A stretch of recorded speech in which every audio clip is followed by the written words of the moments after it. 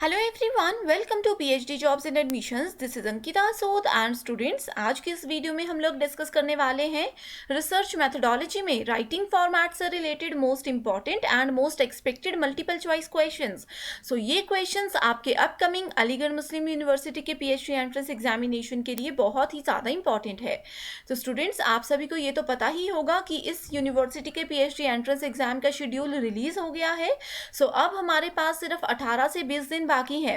अगर आप लोगों ने अभी तक भी तैयारी नहीं की है तो जो भी ट्रिक्स मैं आप लोगों को इन वीडियो लेक्चर सीरीज में बताती हूँ, आप लोग उनको अच्छे से फॉलो कीजिए। मैं आपको गारंटी के साथ बोल सकती हूँ कि आपका ये एग्जाम क्वालिफाई होगा ही होगा। साथ ही स्टूडेंट्स, आप लोगों को ये भी पता होगा कि इस एंट्रेंस एग्जाम में आपके पेपर पैटर्न को दो सेक्शंस में डिवाइड किया जाएगा, that is section A and section B. Section B जो है इसमें तो हमारे सब्जेक्ट से रिलेटेड क्वेश्चंस पूछे जाते हैं, एंड सेक्शन ए जो होता है ये सभी स्टूडेंट्स के लिए कॉमन सेक्शन होता है। इसमें रिसर्च मेथोडोलॉजी एंड बाकी के कुछ टॉपिक से रिलेटेड 40 क्वेश्चंस पूछे जाते हैं। तो अब बहुत से बच्चे ऐसे हैं जिनको नहीं पता कि रिसर्च मेथोडोलॉजी एग्जैक्टली क्या होता है, कैसे हम इसकी प्रिपरेशन कर सकते हैं एंड किस तरह से क्वेश्चंस एग्जाम में पूछे जाते हैं। तो मैं आप लोगों को बता दूं कि ये वीडियो लेक्चर सीरीज आप सभी के लिए इसमें हेल्प करेगी। सो इन वीडियो लेक्चर सीरीज में मैं आप लोगों को एमसीक्यूज की हेल्प से सारे कॉन्सेप्ट्स क्लियर करवाती हूँ, एंड इसके साथ ही आप लोगों को एक आइडिया भी हो जाता है कि कैसे क्वेश्चंस एग्जाम में पूछे जाते हैं एंड किस तरह से हम इन क्वेश्चंस को ट्रिक्स के साथ इजीली सॉल्व कर सकते हैं। एंड इसके साथ ही स्टूडेंट्स, आप सभी को ये भी पता होना चाहिए कि अलीगढ़ मुस्लिम यूनिवर्सिटी के पीएचडी एंट्रेंस एग्जाम में जितने भी फैकल्टीज हैं सभी के लिए वैसे तो पेपर ए कॉमन होता है जिसमें रिसर्च मेथोडोलॉजी के क्वेश्चंस पूछे जाते हैं, लेकिन थोड़ा थोड़ा सा डिफरेंस होता है। अब बहुत से स्टूडेंट्स ऐसे होते हैं जिनको ये डिफरेंस नहीं पता एंड वे कंफ्यूज रहते हैं कि जो डिफरेंस है तो हम अपने सिलेबस के अकॉर्डिंग कंप्लीट पेपर 1 की प्रिपरेशन कैसे करें। तो स्टूडेंट्स, मैं आपको बता दूं कि आप लोगों की इस प्रॉब्लम का सॉल्यूशन हम आपके लिए लेकर आए हैं। जैसा कि आप सभी को पता होगा कि अगर आप लोग फैकल्टी ऑफ एग्रीकल्चरल साइंसेज से बिलोंग करते हो तो आपके रिसर्च मेथोडोलॉजी के सिलेबस में थोड़ा सा डिफरेंस होता है एज कंपेयर टू आर्ट्स और कॉमर्स, ठीक है। अब आप लोगों को कहाँ से आपके faculty wise complete and comprehensive course मिलेगा ये मैं आप लोगों को बताती हूँ। हमारा मेन एम क्या है स्टूडेंट्स? हमारा मेन एम यही है कि इन लास्ट 20 दिनों में बच्चे कंफ्यूज ना हो कि कहाँ से हम स्टडी मटेरियल लाएं एंड यहाँ वहाँ उनको कोर्स के लिए भटकना ना पड़े। आप लोगों को एक ही प्लेटफॉर्म में हम लोग कंप्लीट कोर्स देते हैं, वो भी बिल्कुल गारंटी के साथ। इस कंप्लीट कोर्स को कैसे एक्सेस करना है उसके लिए आप लोगों को डिस्क्रिप्शन बॉक्स में हमारे ऐप का लिंक मिल जाएगा। इसका नाम है ग्लोबल ऑनलाइन। तो आप लोग इसको बिल्कुल फ्री में प्ले स्टोर पर जाकर डाउनलोड कर सकते हो। ऐप डाउनलोड करने के बाद एक इस तरह का होम स्क्रीन आप लोगों को नजर आएगी। होम स्क्रीन में यहाँ पे आपको जाना होगा स्टोर सेक्शन पे। स्टोर सेक्शन पे सर्च बार में जाकर के आपको लिखना है AMU। AMU लिखते ही आपको एक कोर्स नजर आएगा जिसमें हम आपको देते हैं फुल सिलेबस वीडियो लेक्चर्स।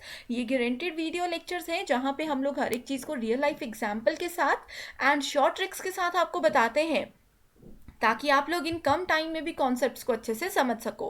साथ ही हम आपको देते हैं फुल सिलेबस मॉक टेस्ट, यानी कि रिसर्च मेथोडोलॉजी या फिर पेपर 1 के जितने भी टॉपिक्स हैं सभी पे आपको सेपरेट मॉक टेस्ट हम देते हैं। फुल सिलेबस नोट्स, ये बिल्कुल अपडेटेड नोट्स है and 1000 plus MCQs in the form of PDF। ये 1000 MCQs में हमने most important, most repeated and most expected questions को कवर किया है। ये ना सिर्फ आपके एंट्रेंस एग्जाम में बल्कि आपके इंटरव्यू प्रोसेस में भी आपकी हेल्प करते हैं। एंड मैं आप लोगों को एक बहुत बड़ी बात बताती हूँ स्टूडेंट्स कि हमारे AMU के प्रीवियस बैच के स्टूडेंट्स का हमें ये फीडबैक मिला है कि हमारे इसी कंटेंट से एग्जाम में 40 में से 30 to 35 क्वेश्चंस जो है एज इट इज़ एग्जाम में पूछे गए थे एंड इसी के बेसिस पे उनका सिलेक्शन हुआ है PhD में। तो आप लोग जल्दी से इस कोर्स को एक्सेस कर सकते हो। इसके लिए आप लोग स्क्रीन पर दिए गए नंबर पर व्हाट्सएप के थ्रू कांटेक्ट करके भी इस कोर्स को ज्वाइन कर सकते हो। इसकी फ़ी है सिर्फ और सिर्फ 599। साथ ही स्टूडेंट्स, अब यहाँ पे आपने ओवरव्यू देख लिया इस कोर्स का। अब आप लोगों को कंटेंट सेक्शन पे क्लिक करना है। जैसे ही आप इस पे क्लिक करते हो आप देख सकते हो कि अगर आप फैकल्टी ऑफ एग्रीकल्चर साइंसेज से बिलोंग करते हो तो आपके पेपर 1 का कंप्लीट कोर्स आपको यहाँ पे मिलेगा।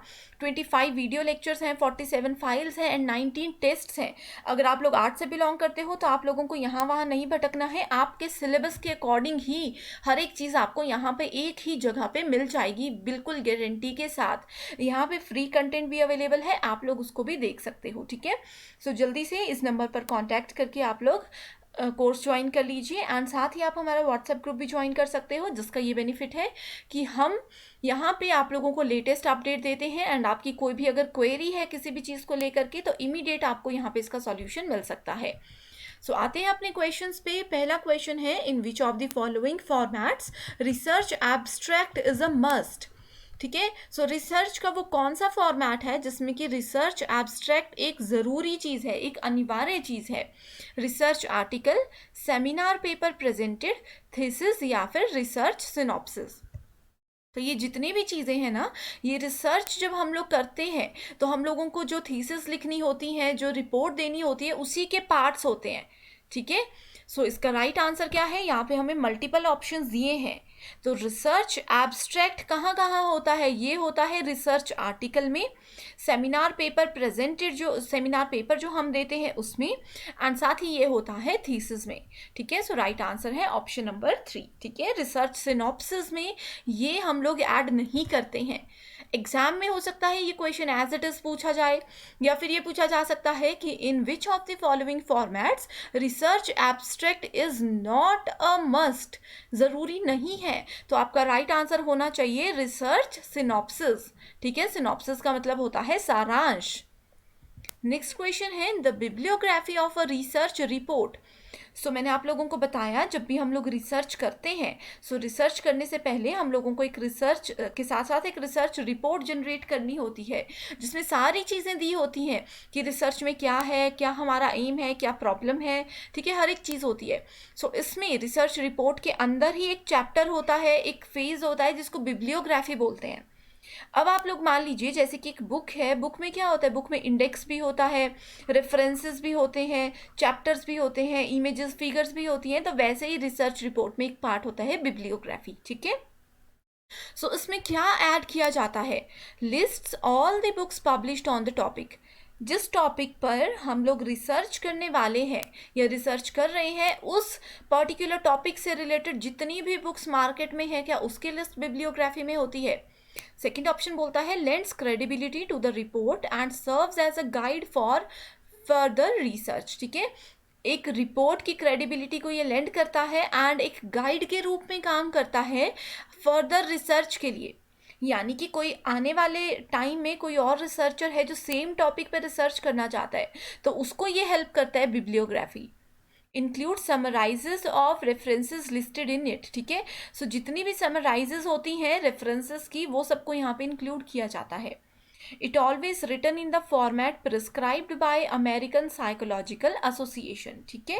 सो इसका एक जो फॉर्मेट होता है वो हमेशा APA के थ्रू ही प्रिस्क्राइब किया जाता है। तो यहाँ पे कौन सी राइट स्टेटमेंट है, राइट आंसर है option number 2, that is lends credibility to the report and serves as a guide for further research, ठीक है।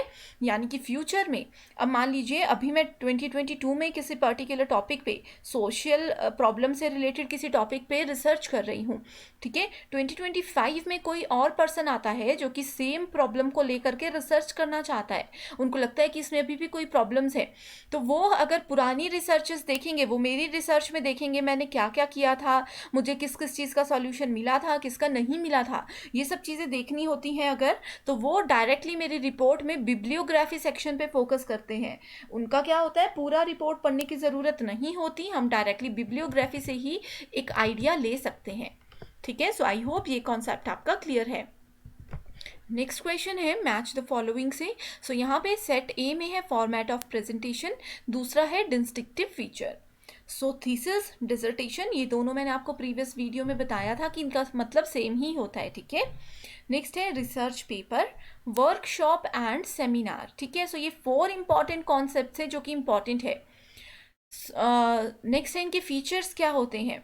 तो सबसे पहले वर्कशॉप, सेमिनार में मैक्सिमम बच्चे कंफ्यूज होते हैं। अब कॉलेज में आप लोग पढ़ते थे तो आपने वर्कशॉप भी अटेंड की है, सेमिनार्स भी अटेंड किए हैं, तो मैं आपको बता दूं कि वर्कशॉप में क्या होता है, हम लोग डायरेक्टली किसी मतलब फील्ड में जा कर के काम करते हैं, हैंड ऑन एक्सपीरियंस इसको हम बोल सकते हैं वर्कशॉप में, ठीक है। यहाँ पे नई चीज़ें हम सीखते हैं। रिसर्च पेपर क्या होता है, जो हमारी रिसर्च है उससे रिलेटेड इंफॉर्मेशन यहाँ पे होती है। सो डायरेक्ट देखते हैं आंसर अपना। सो राइट आंसर है ऑप्शन नंबर 4, यानी कि थीसिस एंड डिसर्टेशन होता है सिस्टमैटिक प्रिस्क्राइब्ड फॉर्मेट। ये मैं आप लोगों को बता चुकी हूँ। ये फॉर्मेट कौन प्रिस्क्राइब करता है, ये हमारी यूनिवर्सिटी जहाँ से हम पीएचडी कर रहे हैं वही लोग हमें बताते हैं कि किस फॉर्मेट को हमें फॉलो करना है। नेक्स्ट है research paper. So presentation on a summary of research done. So हमने अपनी रिसर्च में क्या किया, कैसे किया, उसको पूरी डिटेल में अगर देना है तो थीसिस में देते हैं। शॉर्ट में समरी अगर किसी चीज़ की देनी है तो रिसर्च पेपर में देते हैं, कि कोई फटाफट से समझना चाहता है हमारे प्रोजेक्ट के बारे में तो वो रिसर्च पेपर में आती हैं चीज़ें, ठीक है। नेक्स्ट आता है वर्कशॉप। सो ये है target oriented group based reflection, ठीक है। वर्कशॉप जैसे मैंने बताया आपको, हैंड ऑन एक्सपीरियंस, ठीक है। यानी कि हम लोग क्या करते हैं, एक जगह पे जाते हैं, खुद से काम करके सीखने की कोशिश करते हैं। सो यहाँ पे एक ग्रुप होता है, ठीक है, एंड उनका एक टारगेट होता है जिस पे वो फोकस करते हैं। एंड लास्ट है हमारे पास सेमिनार। सो सेमिनार का मतलब है reflective deliberations based on specific themes. तो सेमिनार कब किए जाते हैं, एक थीम होती है, कोई एक टॉपिक होता है, उसी पे डिस्कशन किया जाता है डिटेल में। इसमें कोई एक्सपर्ट भी आकर के हम लोगों को नॉलेज दे सकते हैं, ठीक है। तो राइट आंसर है ऑप्शन नंबर 4। नेक्स्ट है which of the following is the most recent and dependable source of information on a broad scientific topic. So कोई एक साइंटिफिक टॉपिक है जो कि ब्रॉड है, बहुत ज़्यादा डिटेल्ड टॉपिक है, उसकी डिटेल्ड इंफॉर्मेशन हम लोग कहाँ से ले सकते हैं, research paper, bibliography, review article या फिर न्यू टेक्स्ट बुक। सो इसका राइट आंसर है रिसर्च पेपर, ठीक है।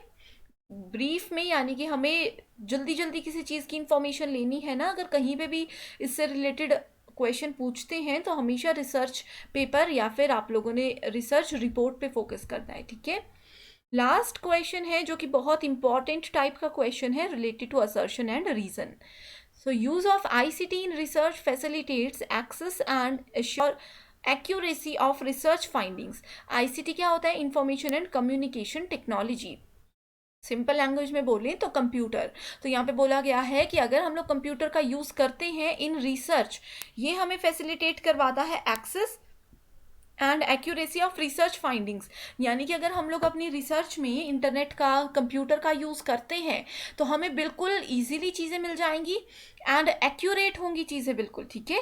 एंड इसका रीज़न ये बताया गया है, a researcher has to follow various styles of referencing and format while writing a thesis with an intent for deriving support from ICT, ठीक है। सो यहाँ पे ये बोला गया है कि एक रिसर्चर को फॉलो करने होते हैं बहुत सारे स्टाइल। किसके स्टाइल, रेफरेंसिंग और फॉर्मेट के, जो कि यूनिवर्सिटी उनको प्रोवाइड कराती है जब वो लोग एक थीसिस लिखते हैं, ठीक है। सो इसी में बोला गया है कि अगर इस चीज़ में आईसीटी उनकी हेल्प करेगा, कंप्यूटर, इंटरनेट उनकी हेल्प करेगा तो उनके लिए काम और भी ज़्यादा ईजी हो जाता है। सो यहाँ पे ऑप्शंस में बोला है both A and R true, यानी कि असर्शन एंड रीजन दोनों ट्रू है। एंड जो रीजन है वो इस असर्शन का बिल्कुल अच्छा, बिल्कुल करेक्ट एक्सप्लेनेशन है। दूसरे में बोला है कि दोनों स्टेटमेंट्स करेक्ट है लेकिन इसका ये करेक्ट एक्सप्लेनेशन नहीं है। A is correct, R is not correct, A is correct, R is correct, ठीक है। सॉरी, यहाँ पे जो ऑप्शन है ये होगा A is incorrect but R is correct, ठीक है। सो राइट आंसर है ऑप्शन नंबर 3, दैट इज यहाँ पे ये बोला गया है कि यूज़ जो होता है आईसीटी का वो हेल्प ज़रूर करता है, ठीक है। तो ऑप्शन ए बिल्कुल करेक्ट है, लेकिन आर स्टेटमेंट इनकरेक्ट है, ठीक है। क्यों इनकरेक्ट है, क्योंकि यहाँ पे आईसीटी का जो फॉर्मेट की बात की गई है, रेफरेंसिंग की बात की गई है, ये तो मैंने आप लोगों को बताया यूनिवर्सिटी या फिर कॉलेज वाले हमें प्रोवाइड कराते हैं। तो इसमें आईसीटी हमारी हेल्प कैसे कर सकता है, आईसीटी का इसमें कोई रोल नहीं होता, ठीक है। सो फर्स्ट स्टेटमेंट करेक्ट है, दूसरी इनकरेक्ट है। सो राइट आंसर है ऑप्शन नंबर 3। तो आई होप स्टूडेंट्स ये 5 क्वेश्चंस आप लोगों को समझ आ गए हैं। अब आपके लिए लेकर आई हूँ मैं एक एक्सरसाइज क्वेश्चन, जैसे कि मैं हर एक वीडियो में आपको देती हूँ, जिसका आंसर आप हमेशा की तरह मुझे कमेंट करके ज़रूर बताइएगा। सो इस क्वेश्चन है ये, which of the following is not a part of layout of a research report. So जब भी हम लोग रिसर्च रिपोर्ट बनाते हैं तो उसके लेआउट का कौन सा एक पार्ट नहीं है, acknowledgements, preface of forward, table of content या फिर क्वेश्चनर। ये बहुत इंपॉर्टेंट है। अगर आप लोगों ने रिसर्च नहीं की है तो आप बोलोगे इसका आंसर नहीं पता, लेकिन अगर आप कोई बुक भी पढ़ते हो ध्यान से तो आपको पता होगा कि बुक में जो डिटेल्स होती हैं शुरू में, इंडेक्स वगैरह ये सब चीज़ें, तो उसमें कौन सी चीज़ ऐड नहीं होती है, वहाँ से भी आप लोग इसका आंसर दे सकते हो। सो ठीक है, इसका आंसर आप कमेंट करके हमें ज़रूर बताइएगा। एंड स्टूडेंट्स, जल्दी से जल्दी इस कोर्स को ज्वाइन कर लीजिए, समय भी बहुत कम है एंड सीट्स भी बहुत कम है, तो जल्दी से कोर्स को ज्वाइन कर लीजिए। एंड हमारा यहाँ पे फ़ी है 599, ठीक है। सो आई होप आज की ये वीडियो आप लोगों को पसंद आई है एंड आपके लिए हेल्पफुल रही है। नेक्स्ट वीडियो हमारी मंडे को आएगी, जिसमें मैं कोशिश करूंगी कि प्रीवियस ईयर क्वेश्चंस मैं फैकल्टी वाइज आप लोगों को प्रोवाइड करवा सकूं। सो आज के लिए सिर्फ इतना ही। Thank you so much and I wish you all the very best.